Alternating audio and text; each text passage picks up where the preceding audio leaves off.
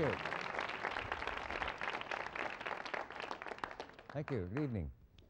Much of the poetry of contemporary America has been written in the form of song lyrics, as you know, and if you take a line like freedom's just another word for nothing left to lose, the man who wrote that also once wrote of himself that he's a walking contradiction, partly truth and partly fiction, a phrase that might apply to several of today's singing poets, pickers, prophets, and so on. It might also apply best to the man who wrote those lines, my guest, Kris Kristofferson. In 1971, Look magazine called him the first superstar of the new country music. Then when he made A Star Is Born with Barbra Streisand, he became a movie superstar. And other roles were Alice Doesn't Live Here Anymore, Pat Garrett and Billy the Kid, Semi-Tough. Can any of you tell that I can barely see the cue card? Michael, right now he is in Michael Cimino's Heaven's Gate. That's a new film that may have opened by the time you see this, but as we stand here now, hasn't. He also continued to make music. His latest album is called To the Bone, and I guess he is a walking contradiction in so many ways. Here now then is a former ROTC commander, Rhodes Scholar, who became a hippie hero, a cowboy movie star, and any number of other things, Kris Kristofferson. There you are. I don't know, that's the best way.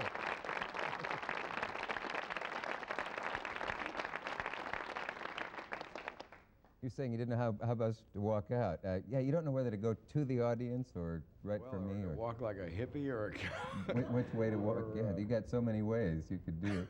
You've been on the road again, as the little song says. I think I've been on the road since I've seen you, really. Oh boy, that was 1970 or something. Yeah. 68, maybe, 70. I sort of got on the treadmill and didn't get off back then, except for Michael's film, which kept me up in Montana for 6 months. Yeah, you were in a real, you were, what, in northern Montana, almost on the border? Yeah, up by Glacier National Park, and it was, I felt like a POW when I came home. We had been away so long. Kalispell, Montana is where I stayed. Yeah. But it was, got a good film out of it, and a big chunk of my life. Is there any trouble surviving, knowing what to do with your time when you're stuck up there? It sounds like beautiful country. I don't think I would mind it, but some people...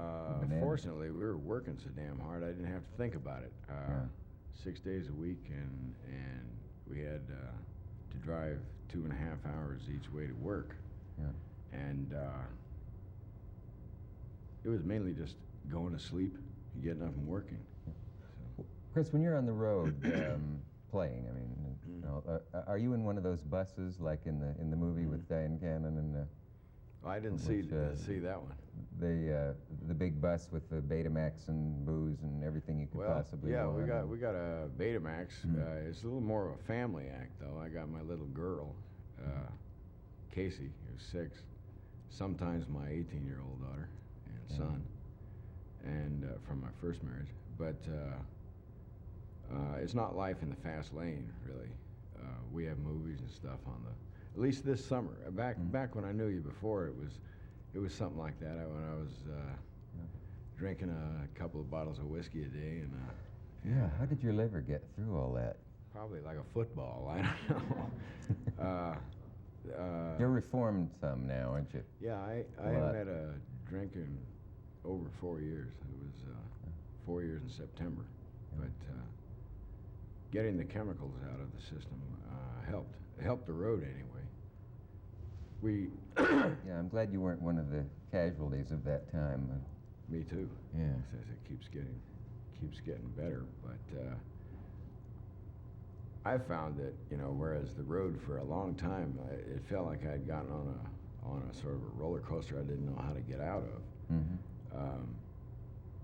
I feel more or less like I got off without pain now, because like you say, a lot of our friends didn't survive, and now, like Billy Swan and some of the guys in the band and I will take off and run, during the lunch break when they stop the bus, and they'll catch up with us 10 miles down the road, and we're all healthy and communicating with each other, and it's yeah, physical fitness was not your middle name back then. I could barely make it from the green room to your room. To the studio. Yeah. To the set. It seems to be a kind of family feeling among the country western people that they. I always have this feeling that they like each other, that they help each other out, that there's a kind of camaraderie that maybe you don't find in other parts of the performing arts somehow. I think you're right, and I feel real lucky that I did my sort of apprentice thing there, because there was a camaraderie or whatever you call it. It was like Mickey Newbury would pitch my songs and I'd pitch his, you know, or Shel Silverstein's, or we all felt it was us against them, sort of, them being whoever it is that buys the stuff. But got a lot of help from people like the established stars too, like Johnny Cash and. How would a Johnny Cash help you? Was that go back to the time when you were a janitor, weren't you, in Nashville? Yeah, that's how I met him. He's been a helicopter pilot. How many things have you been that I failed to mention? Only about half a dozen. Yeah, well, a lot of them you don't want to mention on the air. But can you hear? I'll try to speak up a little bit. Okay. No, how many things I've been, I don't know, but I think it's, for what I'm doing right now, it was perfect background, since I didn't have formal training in performing or acting, you know, to be able to go to the well of experience, you know, with all the being a Gandy dancer or a construction worker or whatever, or a scholar, you know, or whatever. It's enables me to do that little jump of faith better. But I just want, you mentioned John, I just remembered, I got a telegram from him today about the screening thing, and you're talking about how they're kind of family there. He says, "Dear Chris, June and I wanted to attend the private screening of Heaven's Gate tomorrow night, but we thought it was going to be tonight. Since it's tomorrow night, we won't." This is a telegram. We won't be able to. We won't be able to be there because we're on our way to Jamaica. We're going to take about 10 days away from it all there. June and I did a 2020 show talking about you. Hope we didn't say anything stupid. Good luck on the film. You look great on the Good Morning America this morning. Thanks for mentioning my name. You still look older than I do. Did you ever try color back? Just look at Ronald Reagan, your friend Johnny Cash. That's nice. I will say that one. Yeah. He writes telegram that sounds like a letter, doesn't he? Longer than mine. It must be hard for you to put together all these times in your life. If you could do a quick cut montage of you in so many different stages, and it would be just amazing. I know this is an old idea about you, but I can never put together with what I know. I can never see you sitting around Oxford at tea in a literary salon with I don't think I ever did. Oxonians. Do you think you ever did that while you were there? I went to some sherry parties, maybe. I don't think that I probably looked like sitting around at tea. What about the study's pretty independent over there. You're pretty much on your own, and I'd already gone to 4 years of college here, so I was pretty set in my ways. Do I have it right that you were destined at one point to teach English at West Point, or that was set for you to come back and teach English Lit or something at West Point? That was my assignment, but I never did go there. I got out of the Army instead. My commitment was up.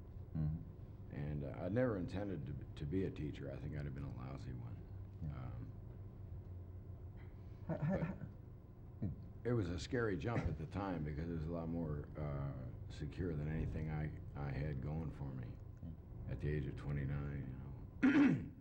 Well, how'd you make the break from Oxford? Now, that's supposed to be a kind of warm atmosphere of the cozy campus and so on. You'd think that, I guess what I'm asking, since I have trouble making decisions like that, was it one night you said to yourself, it's over, that's it, I'm packing up and getting out tomorrow? Well, you mean from just the I mean, I couldn't stay there forever. Yeah. I mean, just from being from Oxford, from being a Rhodes Scholar and whatever. Yeah, to just make that break. I think it was a question of, I've often asked myself the same question, because probably if I had to do it today, I'd be too old and scared to do it. But too conservative. Yeah. But it's really a gamble, you know, to go into anything as risky as songwriting. And everybody, even the people in Nashville, thought I was out of my gourd, because they had met me as a captain. My wife had met me as a Rhodes Scholar, college graduate, and suddenly she's married to a janitor, you know. And it was hard. It wasn't hard for me to accept so much, because I loved what I was doing so much, but it was very hard on those around me who didn't share the love for creating these songs, because it wasn't like I was going out and writing a novel or winning a Pulitzer Prize or getting a cancer cure or being Secretary of State or something. But I am not at all sorry. I think it saved my life. And of course, I've been lucky with it since. I've been successful beyond my wildest dreams. You know, I didn't think there was that much success to be had. Yeah.